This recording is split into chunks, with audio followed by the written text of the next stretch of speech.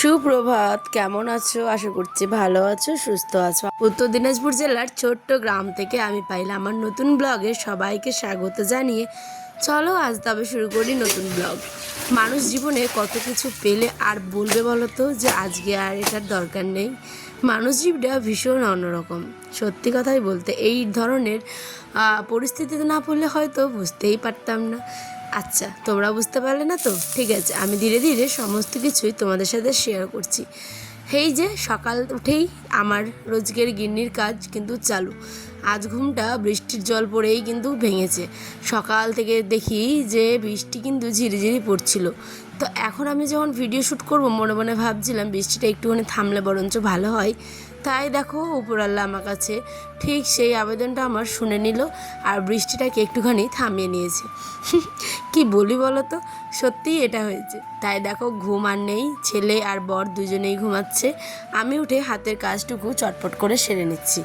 এখানে কিছু থালাবাটি ছিল রাত্রের, সেটাকেই ক্লিন করে নিচ্ছি। আর এইদিকে আমার বাড়ির ঘরের আগের দিকে বেশ দেখি কিছু পাতা এসেছে ঝড় বৃষ্টিতে। তো হালকা যেহেতু বৃষ্টি পড়েছে, দেখো কচু পাতাগুলো এখনও ভেজে হালকা হালকা, তাই এটাকে ভালো করে ঝাড় দিয়ে নিচ্ছিলাম। কবে যে নিজের পরিপূর্ণ বলতে পারো একটা নিজের স্বপ্নের বাড়ি হবে সেটা আজও জানি না, কতদিন পর। হ্যাঁ, চাইলে হয়তো হতেই পারে, কিন্তু আমরা যেহেতু অন্যান্য কাজে সেই টাকাগুলোকে ইনভেস্ট করে দিচ্ছি, সেই জন্য কিন্তু বাড়ির স্বপ্নটা এখন আপাতত বন্ধই রেখেছি। তা দেখো, এখন কিন্তু হাত মুখটা ধুয়ে নিলাম। আর জানো তো, বিশেষ করে মানুষের এত কথা যে কি বলবো। এই যে ভিডিও করি ভাইরে ভাই, এইদিকে মানুষের অন্নপূর্ণা টাকা ঢুকেছে, সেই নিয়ে মানুষ আবার আর এক ঝামেলা। প্রত্যেকটা বাড়িতে মানে এমন অবস্থা হয়েছে, সবাই দেখলেই বলে রাস্তায় ধরছে, বলছে যে তোমার ঢুকেছে অন্নপূর্ণা টাকা ঢুকেছে। মানে বিশ্বাস করবে না, এই টাকাটা না দিলে হয়তো ওরা কিছু খেতেই পারবে না, এরকম অবস্থা। যাই হোক, সরকারি টাকা সবার আশা থাকে, এটা নিয়ে আমার কোনো মন্তব্য নেই, বক্তব্যও নেই। তাই আমি জাস্ট একটুখানি তোমাদের এমনি বললাম। সবাই আমাকে জানাচ্ছে তোমাদের কার কার ঢুকেছে অবশ্যই কমেন্ট সেকশনে কিন্তু জানিও। আচ্ছা, আমারটা ঢুকেছে কিনা তোমরা যদি জানতে চাও তবে আমি কিন্তু বলবো, তোমরা জানতে চাইলে অবশ্যই আমাকে জানিও। চলো ভাতটাকে বসিয়ে দিলাম। গল্প করতে করতে ব্রাশ ট্রাশ কিন্তু কমপ্লিট। এইখানে দেখো আমার বর ঘুম থেকে উঠেই চোরের মতো করে এই যে মোবাইলটা দেখে। 5:30টার মতো বাজে, দেখো এখন কটা 6:10 বাজে।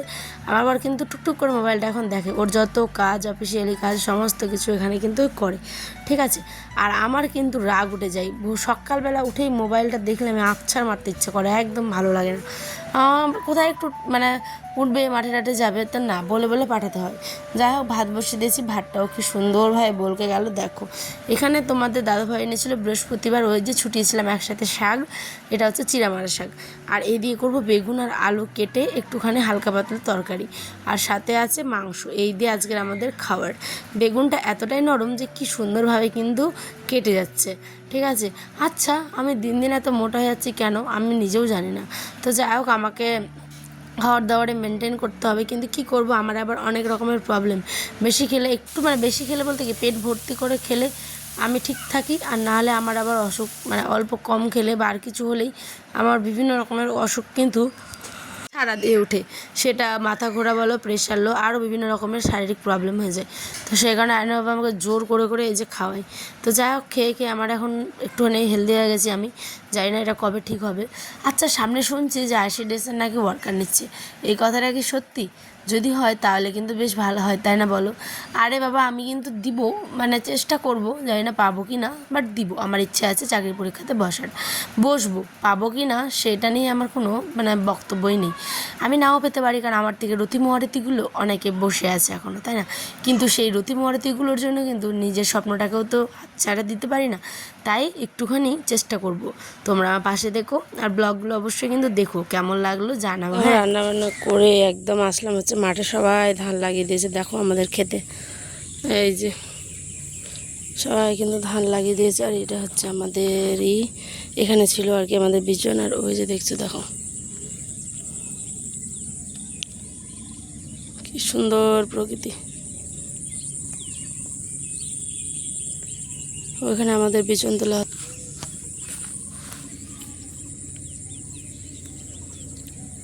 তো রান্না রান্না বান্না তো হয়ে গেল। হায়নার বাবা এখন আবার মানে চলে গেল, মাঠে ছিল, বাড়ি গেল। আর আমি এখন এসেছি আবার একটুখানি তোমাদের সাথে দেখাবো মাঠের অবস্থা।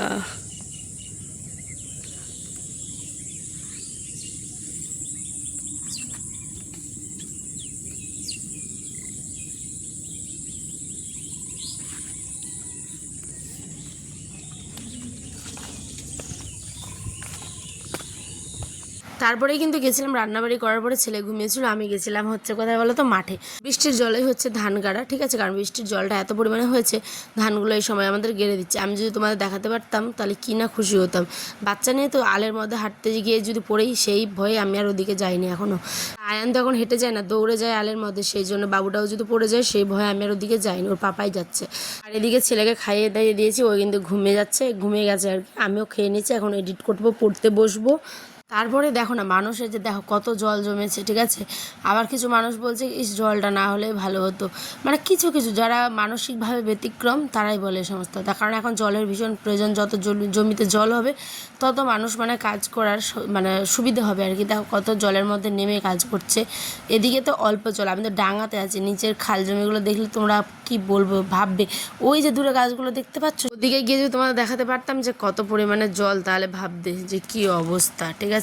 মানুষের মনের ইচ্ছার কথা কেউ বলতে পারবে না, এত মানুষের চাহিদা। যাই হোক, বাদ দাও, সমস্ত লোকের গল্প করে লাভ নেই। ব্লগ কেমন লাগলো গাইস জানিও। সবাই ভালো থেকো, সুস্থ থেকো, বাই, দেখাবো নেক্সট ব্লগে, টাটা।